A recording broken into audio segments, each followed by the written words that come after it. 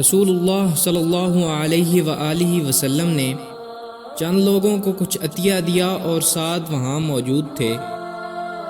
وہ کہتے ہیں کہ رسول اللہ صلی اللہ علیہ وآلہ وسلم نے ان میں سے ایک شخص کو کچھ نہ دیا، حالانکہ وہ ان میں مجھے سب سے زیادہ پسند تھا۔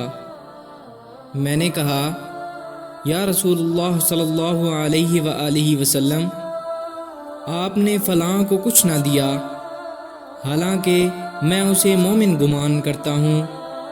آپ صلی اللہ علیہ وآلہ وسلم نے فرمایا، مومن یا مسلمان؟ میں تھوڑی دیر چپ رہ کر پھر پہلی بات دہرانے لگا۔ نبی کریم صلی اللہ علیہ وآلہ وسلم نے بھی دوبارہ وہی جواب دیا۔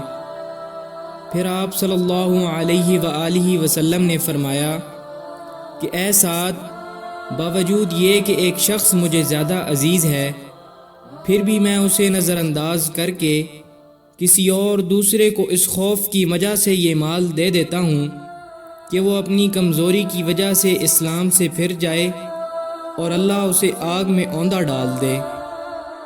صحیح بخاری، حدیث نمبر 27۔